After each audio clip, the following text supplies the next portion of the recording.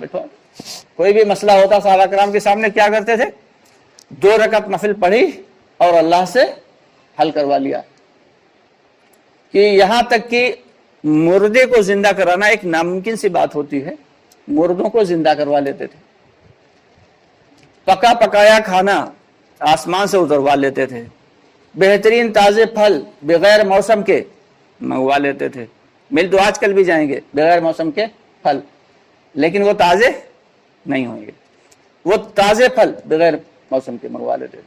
تو یہ ناممکنات کیسے؟ صرف نماز. کیونکہ صحابہ کرام کو جب نماز کا تحفہ ملا تو وہ بہت خوش ہوئے کہ اب اللہ تعالی سے بلا واسطہ لینے کا ذریعہ مل گیا. لیکن ہماری نماز ایسی کہ ہم نماز کے ذریعے اپنے مسائل تو کیا چھوٹے چھوٹے مسئلے بھی حل نہیں کروا پا رہے ہیں. اس کا ریزن یہی ہے کہ ہماری نماز میں جان نہیں ہے. ہم نے نمازوں کو سیکھا نہیں، ہم نے نماز پہ محنت نہیں کی. نماز تو پڑھ رہے ہیں، 10 سال ہو گئے، 20 سال ہو گئے، 30 سال ہو گئے، لیکن نماز کی حقیقت ہمارے دل میں نہیں آئی. ایک صاحب کو دیکھا نماز پڑھ رہے تھے، وہ تو ان کی نماز جو ہے وہ جس جگہ پہ نماز پڑھتے تھے وہ گھس گیا تھا پورا پتھر. جس پتھر پہ نماز پڑھتے تھے تو اللہ کے نبی صلی اللہ علیہ وسلم نے پوچھا کہ اس پہ نماز وہ یہ پتھر کیسے گھس گیا؟ کہا یہ نماز پڑھتا ہوں مجھے. کہا کتنے دن ہو گئے؟ کہا 30 سال ہو گئے نماز پڑھتے ہوئے. غالباً کسی صحابی کا یا کسی نبی کا واقعہ ہے، انہوں نے کہا تھا. تو فوراً جو ہے انہوں نے کہا کہ تمہاری نماز، یا حضور پاک صلی اللہ علیہ وسلم کے ہی زمانے کی غالباً بات ہے، کہا 30 سال ہو گئے نماز پڑھتے ہوئے. تو جبرائیل علیہ السلام نے آ کے بتایا کہ ان کی نماز قابل قبول نہیں، اللہ کے ہاں قبول نہیں. تو انہوں نے جو ہے کہا کہ تمہاری نماز قبول نہیں. تو ان صاحب نے کہا، ان صحابی نے کہا کوئی بات نہیں، ہمارا کام تو نماز کا پڑھنا ہے، قبول کرنا یا نہ کرنا یہ تو اللہ کا کام ہے. اب جیسے انہوں نے کہا فوراً جبرائیل علیہ السلام آئے، کہا کہ اللہ نے ان کی اس بات کے اوپر خوش ہو کے ان کی نماز کو قبول کر لیا ہے. تو ہماری نماز ایسی ہو کہ جس نماز کو ہم یقین کے ساتھ دل کے ساتھ پڑھ رہے ہیں، اور دل کے ساتھ اور نماز جب ہم پڑھیں گے اور یقین کے ساتھ نماز کو پڑھیں گے تو نماز کی حقیقت ہمارے دلوں میں اترے گی، پھر نماز سے مسئلے حل ہوں گے. اگر ایک رات، ایک بزرگ فرما رہے تھے، اگر ایک رات کے لیے تمام دنیا کے ایمان والے بھائی جانماز کے اوپر گزار دیں، صرف ایک رات، اور اللہ سے دعائیں کر دیں تو دنیا کے سارے مسئلے حل ہو جائیں. لیکن یہ ہو کیسے؟ آج ہم سے 2 رکعت نفل تو پڑھنا مشکل، بلکہ فرائض چھوڑے بیٹھے ہیں. اور جبکہ فرض نماز کو چھوڑنے کا حکم کہاں تک ہے کہ انسان اسلام کے دائرے سے خارج ہو جاتا ہے ایک وقت کی نماز. اور کتنے وقت کی نمازیں چھوٹ جاتی ہیں، اللہ معاف کرے، اور بلا کسی شرعی عذر کے چھوٹ جاتی ہیں. کیا ہوا؟ کچھ نہیں، ایسے پیشاب کر لیا تھا. اب جائیں، جب جاتے ہیں بھائی لوگ اگست میں، دیکھیے ملاقاتیں ہوتی ہیں، چلو بھائی مسجد. اب شیطان انہیں سمجھا دیتا تم ناپاک ہو، تم کیسے جاؤ گے مسجد؟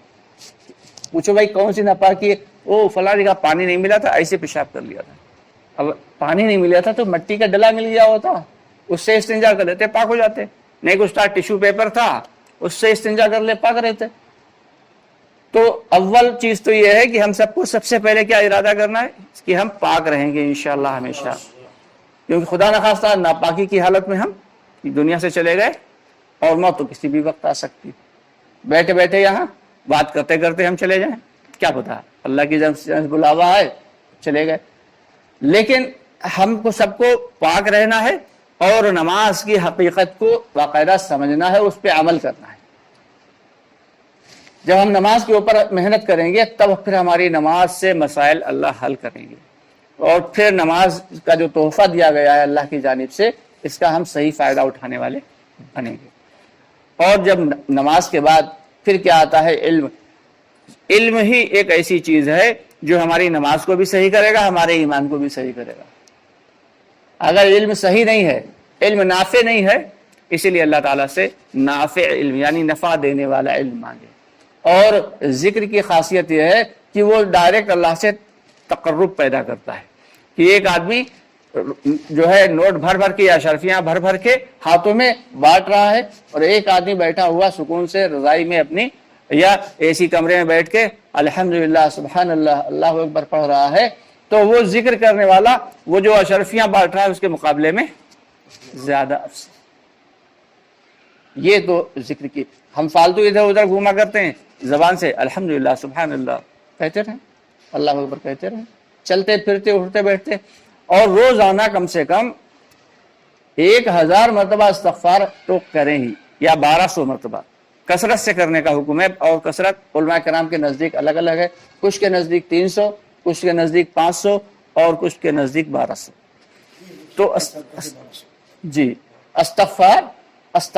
استغفر اللہ ربی، یہ بھی استغفار میں شامل ہے، استغفر اللہ اتوب الیہ، یہ بھی استغفار میں شامل ہے، اور کچھ نہیں تو استغفر اللہ یہی کہہ لیں کم سے کم 1200 مرتبہ، اور 1200 مرتبہ کہنے میں 15 سے 18 منٹ تک اپنی اسپیڈ کے حساب سے لگ جاتے ہیں۔ 20 منٹ بھی اگر کہہ لیا چلتے پھرتے تو سمجھو 1200 مرتبہ، کیونکہ ہم لوگوں سے آج کا دور تو ایسا ہے، پرفتن دور ہے، ہر وقت گناہ ہوتے ہیں۔ جو اکثر جماعت میں آتے ہیں، یہاں نمازیں پڑھتے ہیں اور باقاعدہ سارے کام کرتے ہیں، یہ تو 3 دن ہے، 40 دن، 4 مہینے لگانے کے بعد بھی جب آتے ہیں تو آنا اسی ماحول میں ہے، اور اس ماحول میں آنے کے بعد پھر ہم سے بہت سارے گناہ نہ چاہنے کے باوجود ہو جاتے ہیں، کہ اچانک نظر ایسی جگہ پڑ گئی، اچانک کوئی بات زبان سے نکل گئی، تو ان سب سے توبہ کرنے کے لیے ہم سب کے آقا نامدار محمد مصطفیٰ صلی اللہ علیہ وسلم، جو کہ بخشے بخشائے ہیں اور اللہ کے بعد جن کا مرتبہ ہے اور دنیا میں تمام جنوں انسوں فرشتوں سے اونچا مرتبہ ہے، وہ خود فرماتے ہیں روزانہ 100 مرتبہ استغفار فرمائیں آپ صلی اللہ علیہ وسلم۔ تو ہمارے لیے تو کم سے کم 1200 مرتبہ لازمی ہے، تو استغفار کی خوب کثرت کریں۔ اس لیے تب یہاں کے ماحول سے جب ہم جائیں گے باہر کے ماحول میں، تو ہمارا جو ہے ہمارا ذہن بنا رہے گا، استغفر اللہ باقاعدگی سے پڑھیں، کم سے کم 1200 بار، اور زیادہ سے زیادہ جتنی بار بھی ہو جائے پڑھتے رہیں۔ اور یہ سارے کام ہم کس یقین کے ساتھ کریں؟ صرف اور صرف اللہ کی رضا کے لیے کر رہے ہیں۔